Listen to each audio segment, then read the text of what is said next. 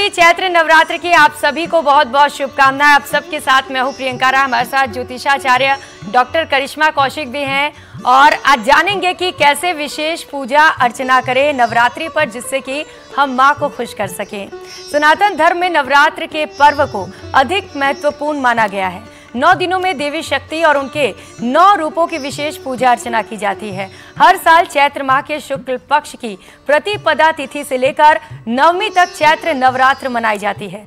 नवरात्र में जगत जननी आदि शक्ति मां दुर्गा के 9 रूपों की पूजा अर्चना की जाती है।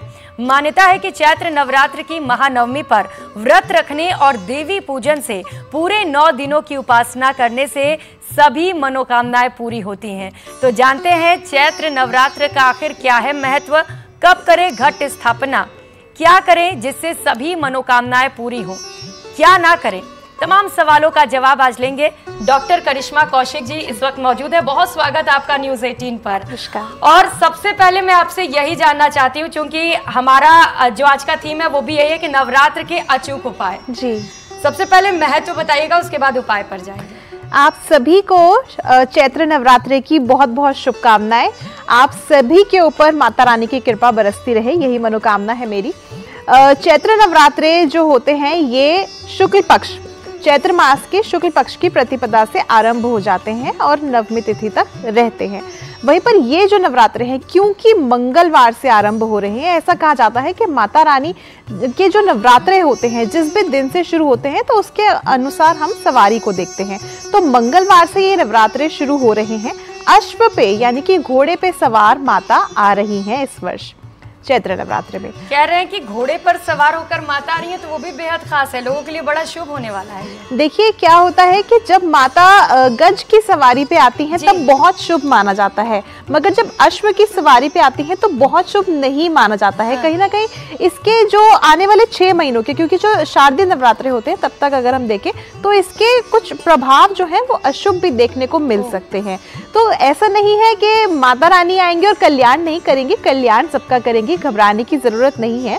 मगर ये जो नवरात्रे होते हैं बहुत खास माने जाते हैं। आपने दोनों ही नवरात्रों में एक बात जरूर देखी होगी, चाहे चैत्र हो चाहे शारदीय हो, हालांकि साल में जो है 4 बार नवरात्रे आते हैं, 2 बार गुप्त नवरात्रे आते हैं। मगर ये जो नवरात्रे होते हैं शारदीय और चैत्र दोनों का जो अंतिम दिन होता है, नवमी जो होती है भगवान श्री राम पे ही समाप्त होती है। ऐसा कहा जाता है कि ब्रह्मा जी ने जब भगवान श्री राम जो है लंका की चढ़ाई करने जा रहे थे, युद्ध लड़ने जा रहे थे, तब उस टाइम पे ब्रह्मा जी ने उनको कहा था कि माता की पूजा आराधना खास तौर से माँ चंडी की पूजा आराधना करें, जिसकी वजह से उनको विजय प्राप्त होगी और उनको बल शक्ति मिलेगी। और ऐसा ही हुआ, जैसे कि हम रामायण पढ़ते भी हैं, तो उनको विजय भी प्राप्त हुई और उनको बल शक्ति भी मिली रावण से लड़ने की। वहीं पर भगवान श्री राम जो है जब माता रानी की पूजा आराधना कर रहे थे तो उनका एक तरह से परीक्षा लेने के लिए माता रानी ने, माता चंडी ने उनको जो है 8 कमल पुष्प अर्पित करने, 108 कमल पुष्प अर्पित करने थे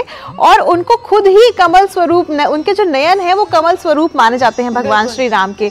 तो इसीलिए माता चंडी ने उनका परीक्षा लेने के लिए जो है एक कमल जो है गायब कर दिया। उन्होंने 108 कमल एकत्रित तो कर लिए थे बट एक कमल गायब कर दिया। अब उसके बाद जब उन्होंने ये देखा कि कमल ही एक गायब है और 108 की जगह 107 तो हम अर्पित नहीं कर सकते, तब भगवान श्री राम ने ये प्रण लिया कि वो अपना नयन निकाल करके और उसको 107 कमल के साथ रख के 108 कमल जो है वो माता चंडी को अर्पित करेंगे। अब ऐसा जब करने जा रहे थे तो माता चंडी प्रकट हुई और वो प्रसन्न हुई और उनका एक कमल जो है वो वापस आ गया उनके पास और उन्होंने 108 कमल जो है वो माता चंडी को अर्पित कर दिए। तो ये बहुत ही खास चीज है कि अगर आप किसी भी चीज को कार्य करने जा रहे हो कोई भी कार्य, और आपकी परीक्षा अगर माता लेती है तो आप ये मत सोचो कि हाय हमारी तो किस्मत खराब है, क्योंकि बहुत सारे लोग कहते हैं कि हमारी किस्मत खराब है। ऐसा नहीं है, भगवान आपकी परीक्षा लेते हैं बट आपके कार्य सारे संपन्न हो जाते हैं और आपको विजय जरूर मिलेगी। और ये 9 दिन तो जो माँ के भक्त हैं उनके लिए बड़ा खास होता है। जी बिल्कुल बिल्कुल। बताइएगा जरा कैसे पूजा अर्चना करें, कौन से मंत्रों का जाप करें जिससे कि माँ खुश हो सके? देखिए, सबसे पहले तो ये जो नवरात्रे शुरू हो रहे हैं 9 अप्रैल को शुरू हो रहे हैं, जो तिथि लग जाएगी चैत्र मास की शुक्ल पक्ष की प्रतिपदा तिथि, ये देर रात्रि 8 अप्रैल को ही लग जाएगी 11:55 पे। मगर क्योंकि जो कंसिडर की जाती है वो सूर्य उदय के अनुसार तिथि कंसिडर की जाती है, तो जो उदय तिथि रहेगी वो 9 अप्रैल की रहेगी। और जो घट स्थापना का मुहूर्त होगा, क्योंकि हम घट स्थापना सबसे पहले करते हैं नवरात्रि पूजन करने आरंभ करने से पहले, तो घट स्थापना का मुहूर्त जो होगा सुबह 6:11 से लेकर के और सुबह 10:23 तक का रहेगा। तो इस दौरान आप घट स्थापना कर सकते हैं। एक यहाँ पे मैं चीज कहना चाहूंगी कि एक दिन पहले सूर्य ग्रहण भी है, तो बहुत सारे लोगों के मन में ये प्रश्न होगा कि हमने जो नवरात्रि की तैयारी है, चुनरी है, जौ बीजे हैं, तो वो सामान जो है हम एकत्रित कर रहे हैं, क्या उस पर ग्रहण का प्रभाव रहेगा? तो मैं आप सभी को बता दूं, वैसे तो इसका प्रभाव ग्रहण का नहीं रहेगा, क्योंकि भारत में दिखाई नहीं दे रहा है। सूतक काल को मान्यता इसलिए नहीं दी जाएगी। जो भी आप सामान लेके आएंगे वो पूजा में आप जो है प्रयोग में लेकर के आ सकते हैं। मगर फिर भी अगर आपको वहम आ रहा है तो पहले से ही आप जो है तुलसी दल तोड़ के रख ले, और जो भी जहाँ भी आपने सामान रखा है वहाँ पे तुलसी पत्र जरूर रख दें, ताकि उसका नकारात्मक प्रभाव ना आए। ग्रहण भारत में दिखेगा नहीं, लेकिन अगर कुछ लोग चाहते हैं तो उसके लिए भी उपाय कर सकते हैं, परेशान होने की जरूरत नहीं है। तो ये आप कर सकते हैं। इसके अलावा जो है सुबह उठ करके जब पूजा आराधना करेंगे तो सबसे पहले कोशिश कीजिए कि ब्रह्म मुहूर्त में स्नान कर लें, तभी आप सुबह 6:11 पे घट स्थापित कर पाएंगे। इसके बाद जो है आप माता की प्रतिमा रखें, चौकी रखें। चौकी की जो दिशा रहेगी वो उत्तर पूर्वी दिशा रहेगी, north east direction, north east नहीं है तो ईस्ट या नॉर्थ में आप रख सकते हैं। चौकी रख के लाल वस्त्र उस पर बिछा दीजिए और इसके ऊपर माता की प्रतिमा को स्थापित कीजिए। माता को लाल वस्त्र लगा करके, सिंदूर अर्पित करके, लाल टीका अर्पित करके, और माता को जो है आप जो गाय के उपले होते हैं वो जला करके 2 लौंग के जोड़ों से आप माता की पूजा आराधना आरंभ कर सकते हैं। करिश्मा जी, चूंकि घट स्थापना की बात कर रही हैं आप, कई लोग उसमें गलतियां करते हैं जिसे ठीक नहीं मानते हैं, तो जरा दर्शकों को ये भी बता दीजिएगा जो माँ के भक्त है कि वो घट स्थापना कैसे करें? देखिए, घट स्थापना का सही तरीका जो रहता है, आप कलश रखते हैं, कलश जो है हम कलश की स्थापना करते हैं। इसको आप बहुत सारे मैंने लोगों का ये प्रश्न सुना है कि कलश की स्थापना करते हुए नारियल जो सीधा रखना चाहिए या टेढ़ा रखना चाहिए, तो मैं आपको बता देती हूँ, नारियल को लाल वस्त्र में लपेट करके, और नारियल की जो 3 आंख होती है उसको हम कहते हैं ब्रह्मा विष्णु महेश, जो एक तरह से त्रिदेव माने जाते हैं, तो उनकी जो मुख होता है नारियल का वो आपकी तरफ होना चाहिए। और दूसरी चीज, उसको लाल रंग के वस्त्र में लपेट करके बिल्कुल सीधा नहीं रखना है, आपको उसको लिटा करके रखना है। ऐसे आप जो है कलश स्थापित करें। और कलश का जो एक वो ऊपर का मुंह रहता है उसमें लाल जो आम के पत्ते होते हैं वो जरूर अर्पित करें, लाल रंग का वस्त्र उसमें प्रयोग करें, और उसका जो मुख है कलश का उसको लाल कलावे पे जरूर लपेट दें, यानी कि 9 बार या 7 बार जो है आप कलावा जरूर लपेटें कलश के मुख पे। और कलश का जो ऊपर की जो प्लेट होती है जिसपे हम नारियल को रखते हैं, जो ढकते हैं हम जिसको कलश को, उस पे आप चावल और कुछ पुष्प जो हैं वो जरूर डालें, खाली नहीं छोड़ना चाहिए। ऐसा कहा जाता है अगर आप वो चीज खाली छोड़ते हैं तो आपके घर में अन्न धान्य की कमी हो जाती है। तो उस चीज को आप भर के चावल से, और चावल भी यहाँ पे पूरे होने चाहिए, टूटे हुए नहीं होने चाहिए, इस चीज का ध्यान रख के आप कलश स्थापना करें। जौ बीजे, क्योंकि जौ ही जो होती है वो आने वाले 6 महीनों के बारे में आपके घर का हाल माहौल बता देती है कि कैसा रहेगा। तो जौ को एक पॉजिटिव एनर्जी के साथ बीजे, खुशहाली के साथ बीजे। और कलह इस दौरान तो वैसे भी ना करें, और वैसे भी कलह तो करना ही नहीं चाहिए, तो कोशिश करें खुशहाली से, एक पॉजिटिव एनर्जी के साथ आप घट स्थापना जरूर। बड़े अच्छे से आपने बताया कि घट स्थापना कैसे करें। निश्चित तौर पर जिनके मन में इसे लेकर सवाल होगा उनको जवाब भी मिल गया होगा, क्योंकि करिश्मा जी, कई लोग ऐसे होते हैं जो बिजी रहते हैं, जैसे हम लोग हैं, हम ऑफिस जाते हैं, बहुत ज़्यादा टाइम नहीं मिलता है पूजा पाठ के लिए कि बहुत ज़्यादा हम वक्त दें, तो उनके लिए कुछ ऐसा मंत्रोच्चार आप बता दें जिसको दिन भर जाप करते रहें और फल उतना ही मिल पाए। देखिए, वैसे तो अगर इन दिनों में कहा जाता है कि अगर आप दुर्गा सप्तशती का पाठ करते हैं, दुर्गा सप्तशती का पाठ आप कभी भी आरंभ कर सकते हैं। मगर ये जो दिन होते हैं नवरात्रों के इतने खास होते हैं कि इस दौरान अगर आप दुर्गा सप्तशती का पाठ करते हैं तो बेहद खास रहेगा। मगर क्योंकि इतना टाइम नहीं है, अगर आप काम में व्यस्त हैं और इधर उधर आप लगे हुए हैं किसी भी काम में, तो आप सिर्फ जो है ओम दुम दुर्गाय नमः मंत्र का जप करें। ये मंत्र बहुत सरल है और बहुत ही सरलता से आप इसका प्रयोग कर सकते हैं, इसको बोल सकते हैं, उच्चारण कर सकते हैं। ओम दुम दुर्गाय नमः इस मंत्र का जितना बार आप प्रयोग करेंगे, वैसे तो कहा जाता है 108 बार कर लीजिए, कि जितनी आपकी इच्छा उतनी बार कर लीजिए। तो ये एक दिन में 108 बार जाप करना है, ओम दुम दुर्गाय नमः। जी, मैं वही चीज कह रही हूँ कि 108 बार आप कर सकते हैं। अगर आपको एक टाइम लिमिट या एक नंबर चाहिए कि कितना हमें करना है, मगर जितना आप इसको उच्चारण में लेके आएंगे, जितना आप इस चीज को बोलेंगे, इस मंत्र को बोलेंगे, उतना ज्यादा आपके लिए अच्छा है। कहीं ना कहीं ये इन दिनों में अगर मंत्र का आप जितना भी उच्चारण करेंगे तो ये मंत्र सिद्ध भी हो जाता है।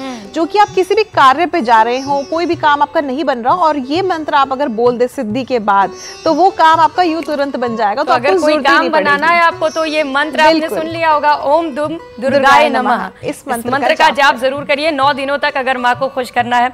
क्योंकि आप राशियां भी देखती हैं, टैरो कार्ड रीडर भी हैं, तो जरा उनके लिए भी बता दीजिए जो लोग इसमें विश्वास रखते हैं कि नवरात्रि का जो पर्व है वो किसके लिए खुशियां लेकर आने वाला है, किसका दिन अच्छा होने वाला है। देखिए, ये जो नवरात्रि का पर्व है, एक तो इस नवरात्रों में ये पर्व बहुत ही खास होने वाला है जी। क्योंकि नक्षत्र से स्टार्ट करते हैं। नक्षत्र की अगर मैं बात करूं तो नक्षत्र जो रहेगा, जिस नक्षत्र में नवरात्रे शुरू होंगे वो रेवती नक्षत्र रहेगा और अंतिम चरण का रहेगा, यानी कि चौथे चरण का रहेगा। और पहला चरण जो है वो अश्विनी नक्षत्र यानी कि पहला नक्षत्र आ जाएगा।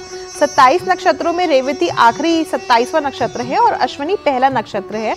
तो पहले चरण का अश्विनी नक्षत्र और अंतिम चरण का रेवती नक्षत्र एक तरह से धन धान्य की कभी भी कमी नहीं होने देता, क्योंकि रेवती नक्षत्र का मतलब होता है धन। आप धनवान हो जाते हैं। तो एक तो जो नक्षत्र है जिसमें ये नवरात्रि शुरू हो रहे हैं वो रेवती नक्षत्र है। दूसरा जो पहला चरण अश्विनी का नक्षत्र का रहेगा, अश्विनी जो है वो एक तरह से मेडिसिन के गॉड माने जाते हैं।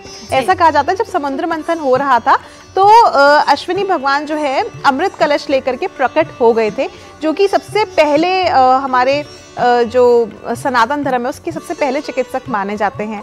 तो कहीं ना कहीं अगर आप अपनी एक हेल्दी लाइफ चाहना चाहते हैं, क्योंकि इंसान 2 ही चीज़ों की मनोकामना करता है, एक हेल्थ और एक वेल्थ। बिल्कुल। और ये दोनों ही चीज़ें इस नक्षत्र में आ रही है आपके पास, तो इसीलिए अश्विनी नक्षत्र में ये आरंभ हो रहा है रेवती नक्षत्र के अंतिम चरण में। तो ये नवरात्रि बहुत खास रहने वाले हैं।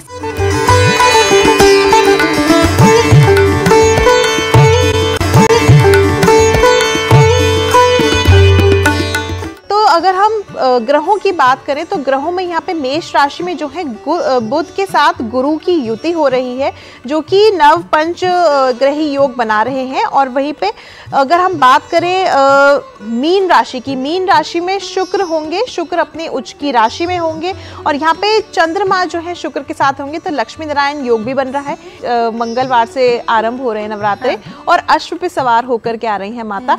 तो यहाँ पे एक चीज मैं और ऐड करूंगी कि ग्रहों के अनुसार जो है शनि और जो मंगल है वो एक साथ बैठे हुए हैं कुंभ राशि में। तो कहीं ना कहीं मंगल और शनि की जब युति होती है तो ये बहुत सारी चीज़ों में कलेश कराना या लड़ाइयाँ कराना या किसी तरह के हादसे कराना, भूकंप लेकर के आना, तो ये सारी चीज़ें हो सकती हैं। कन्या पूजन को लेकर भी बात कर लेते हैं, क्योंकि कुछ लोग कन्या पूजन करते हैं, कहते हैं जिन्हें संतान नहीं उन्हें संतान सुख की प्राप्ति होती है। तो कन्या पूजन कैसे करें? देखिए, कन्या पूजन जो रहेगा इस वर्ष चैत्र नवरात्रों का वो 17 अप्रैल 2024 को रहेगा। सबसे इम्पोर्टेंट चीज, नवरात्र इस बार 9 के 9 पूरे के पूरे हैं, तो कहीं भी घटती बढ़ती नहीं हो रही है। तो 17 अप्रैल को नवरात्रे का अंतिम दिन होगा, जिसको हम रामनवमी के पर्व से भी जानते हैं। और अष्टमी पर भी कुछ लोग महाअष्टमी पे भी कन्या पूजन करते हैं। तो 16 अप्रैल और 17 अप्रैल को आप कन्या पूजन कर सकते हैं। कुछ और उपाय आप जो बताना चाहें, 9 दिनों तक व्रत करते हैं, कैसे व्रत करें, क्या खाएं? क्योंकि कहते हैं कि अगर बिस्तर पे ना सोए तो वो ज़्यादा बेहतर होता है, नीचे आप कुछ बिछा के सो सकते हैं। कुछ और अगर आप बता पाएं। जी देखिए, कहा जाता है कि इन 9 दिनों में ब्रह्मचर्य का पालन करना बहुत ज़रूरी होता है। और माता जो है ना, उनको वैष्णव कहा गया है। तो जितना आप शाकाहारी वैष्णव भोजन करेंगे उतना ज़्यादा अच्छा रहेगा। यहाँ पे लोगों का एक प्रश्न बहुत कॉमन आ जाता है कि व्रत कर रहे हैं तो क्या करें, और जो व्रत नहीं कर रहे वो क्या करें। तो मैं आपको बता देती हूँ, जो व्रत कर रहे हैं उन लोगों को सेंधे नमक का इस्तेमाल करना चाहिए इस दौरान। और जितनी भी व्रत की चीज़ें हैं, जैसे कि कुट्टू का आटा है या सिंघाड़े का आटा है और आलू हैं, इनका प्रयोग ज़रूर करें। प्याज लहसुन का प्रयोग ना करें। अब यहाँ पे एक चीज आती है कि जो लोग व्रत कर रहे हैं उनकी अगर आप सेवा करते हैं, तो आप अगर व्रत नहीं भी रख रहे हैं तो आपका वो सेवा जो है ना व्रत रखने समान ही हो जाएगी, क्योंकि सेवा में ही कहते हैं ना मेवा होता है। तो जो लोग आपके घर में व्रत कर रहे हैं उनकी सेवा करें, उनका आप कहीं ना कहीं साथ दें, उनका भोजन बना दें बिल्कुल साफ सुथरी तरीके से, तो वो भी बहुत अच्छा आप लोगों के लिए रहेगा। अब यहाँ पे जो लोग व्रत नहीं कर रहे हैं, अगर आप व्रत नहीं कर रहे हैं तो ऐसा नहीं है कि आप व्रत नहीं कर रहे तो आप सब कुछ कर सकते हैं, धूम्रपान कर सकते हैं, सब कुछ कर सकते हैं, वो चीज़ नहीं है। ब्रह्मचर्य का पालन करें, वहीं पर धूम्रपान ना करें, मांस मदिरा का सेवन ना करें, लहसुन प्याज का सेवन ना करें, इस चीज़ का एटलीस्ट ध्यान रखें। व्रत नहीं रख रहे तो कोशिश करें लाइट फूड खाएं, सात्विक खाना खाएं, प्याज लहसुन का सेवन ना करें। यानी कि आप अगर व्रत नहीं भी कर रहे हैं तो कुछ उपाय करके आप देवी को भी खुश कर सकते हैं और खुद के हेल्थ को भी फिट रख सकते हैं, जैसा कि करिश्मा जी बता रही हैं। करिश्मा जी, चूंकि हम उनकी भी बात कर रहे हैं जो व्रत नहीं कर रहे हैं, किस्मत सबकी खुलनी चाहिए इस नवरात्रि पर। अलग अलग राशिफल कौन कौन से उपाय करें जिससे कि उनका भाग्य जगमगा जाए? देखिए, बहुत अच्छा प्रश्न है ये, क्योंकि बहुत सारे लोग अपनी राशि के अनुसार उपाय करना चाहते हैं, ये इच्छुक होते हैं।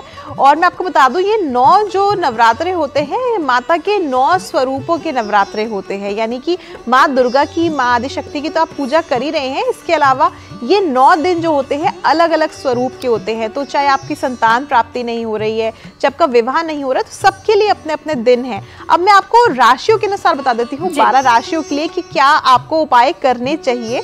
तो सबसे पहले मेष राशि की बात कर लेते हैं, क्योंकि पहला दिन जो है वो माँ शैलपुत्री का है।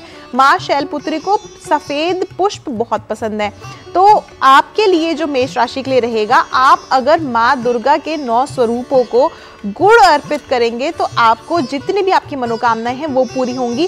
खास तौर से अगर आपके रिश्ते नहीं बन रहे हैं तो वो बनने शुरू हो जाएंगे और मधुरता आ जाएगी उनमें। हम वृश्चिक की बात करेंगे। वृश्चिक राशि वालों के लिए अगर आप खीर अर्पित करते हैं इन 9 दिनों में, या फिर कोई भी सफ़ेद मिष्ठान, चाहे वो बर्फी है, चाहे वो रसगुल्ले है, चाहे वो कुछ भी अन्य सफ़ेद मिष्ठान है, अगर आप वो माता को अर्पित करते हैं तो आपके लिए बहुत ज़्यादा बेहतर रहेगा। आपके घर में धन धान्य की कमी नहीं होगी। मिथुन की बात कर लेते हैं। मिथुन राशि के जातक जो है, अगर माता को पान का पत्ता अर्पित करते हैं तो आपके लिए बहुत ही ज़्यादा अच्छा रहेगा। घर में किसी भी तरह की कमी नहीं होगी, और ख़ास तौर से अगर आपकी नौकरी नहीं लग रही है तो नौकरी लग जाएगी। वहीं पे अगर हम बात करें कर्क राशि के जातकों की, तो कर्क राशि के लिए बेहतर रहेगा कि अगर आप लोग केवल चावल जो है, अक्षत, ये अर्पित करें माता को 9 दिन, तो आपको लोगों को लाभ प्राप्त होगा। वहीं पे बात करें सिंह की, तो सिंह राशि वालों के लिए बेहतर रहेगा अगर आप माता को सिंदूर अर्पित करते हैं इन 9 दिनों में। अगर पुरुष हैं तो सिंदूर नहीं अर्पित कर सकते, अगर आप पुरुष हैं तो आप जो है माता को गुड़ अर्पित करें, तो इससे आपके जितने भी विघ्न कार्यों में आ रहे हैं वो समाप्त होंगे। कन्या की बात कर लेते हैं। कन्या राशि के जातकों के लिए बेहतर रहेगा आप जो है गुलकंद लगा हुआ पान जो है वो माता को अर्पित करें। जितने भी कार्य में बाधा आ रही है, खासतौर से जो लोग बिजनेस कर रहे हैं, अगर बिजनेस नहीं हो पा रहा है, उन लोगों के लिए बहुत अच्छा रहेगा। बात करते हैं हम तुला की, तो तुला राशि वालों के लिए खास रहेगा कि अगर आप लोग बतासे अर्पित करें माता को, जो मीठे बताशे होते हैं वो अर्पित करें, तो आप लोगों के लिए बेहतर रहेगा। लव रिलेशनशिप में प्रॉब्लम है तो भी वो सॉर्ट आउट हो जाएगी। वहीं पर अगर बात करें वृश्चिक राशि की, तो वृश्चिक राशि वालों के लिए बेहतर रहेगा अगर आप माता को गेहूं अर्पित करते हैं, तो इससे आपको लाभ प्राप्त होगा। और अगर हम बात करें वृश्चिक के बाद धनु राशि के जातकों की, धनु राशि के लिए अच्छा रहेगा अगर आप बेसन से बना हुआ मिष्ठान अर्पित करते हैं या मिठाई अर्पित करते हैं, केवल बेसन का हलवा बना करके माता को अर्पित करते हैं। वहीं पर बात करते हैं मकर राशि की। मकर राशि के लिए अच्छा रहेगा अगर आप सुपारी अर्पित करते हैं, तो आपके जितने भी कार्य हैं वो समाप्त हो जाएंगे। अगर हम बात करें कुंभ राशि की, कुंभ राशि के जातकों के लिए लौंग अर्पित करना माता के लिए बहुत अच्छा रहेगा। अगर घर में नेगेटिविटी है, नकारात्मकता है, या बार बार नजर लग जाती है, तो आपकी वो परेशानी हल हो जाएगी। और अंतिम मीन की बात करें तो मीन राशि के जातकों के लिए बेहतर रहेगा अगर आप माता को फल फ्रूट अर्पित करते हैं, खासतौर से पीले फल जैसे पपीता है, केला है या आम है, ये चीजें अगर आप अर्पित करते हैं तो आपको लाभ प्राप्त होगा। तो बड़े अच्छे से आपने एक एक राशि फल के हिसाब से बताया कि क्या करें जिससे कि माँ दुर्गा माँ खुश हो सके। रंगों का भी बड़ा महत्व होता है करिश्मा जी, क्योंकि माँ दुर्गा को तो लाल रंग ही पसंद है, लेकिन 9 स्वरूप है माँ के जी, तो क्या अलग अलग राशि फल के हिसाब से रंग भी शुभ होते हैं? देखिए, रंगों का अपना महत्व होता है। ऐसा कहा जाता है कि जो 9 दिन होते हैं, इसमें अगर आप माता के जो दिन हैं 9 और उनके अलग अलग स्वरूप है, तो उसके अनुसार अगर आप रंग पहने तो बहुत ज़्यादा आपको बेनिफिट रहेगा। अगर हम राशियों की बात करें तो राशियों के लिए मैं रंग ज़रूर बता देती हूँ, मगर हम 9 दिनों की भी बात करेंगे कि 9 दिनों में कौन से रंग आपके लिए अच्छे रहेंगे। तो मेष राशि के लिए अगर रंग की बात करें, लाल और मेहरून रंग बहुत अच्छा रहेगा आप लोगों के लिए। अगर वृश्चिक की बात करें तो हल्के कलर जैसे लाइट ब्लू है, लाइट वाइट है, पर्पल है लाइट, तो ये आप कलर पहन सकते हैं। अगर हम बात करें मिथुन राशि की तो हरा रंग आपके लिए बहुत अच्छा रहेगा। अगर हम बात करें कर्क राशि के जातकों की तो आपके लिए पर्ल वाइट या सिल्वर कलर बहुत अच्छा रहेगा। अगर हम बात करें सिंह राशि की तो आपके लिए ऑरेंज, मजेंटा, मेहरून और रेड कलर बहुत अच्छा रहेगा। वहीं पर अगर हम बात करें कन्या राशि के जातकों की तो हरा रंग और साथ साथ आप लोगों के लिए पर्पल कलर बहुत अच्छा रहेगा। तुला राशि वालों के लिए चमकीले कलर बहुत अच्छे रहेंगे। अब चमकीले में आप कोई भी लाइट कपड़े पहन करके और उस पर कुछ भी सीक्वेंस वगैरह ले लीजिए। और अगर कलर्स की बात करें तो लाइट पर्पल, लाइट पिंक और लाइट ब्लू आपके लिए बहुत अच्छा रहेगा। वहीं पर अगर हम बात करें वृश्चिक राशि के लिए लाल और मेहरून रंग, ऑरेंज रंग आप लोगों के लिए बहुत अच्छा रहेगा। अगर हम धनु की बात करते हैं, येलो और गोल्डन कलर आपके लिए अच्छा रहेगा। अगर हम बात करें मकर राशि की तो मकर राशि के लिए पर्पल, ब्लू एंड ब्राउन बहुत अच्छा रहेगा।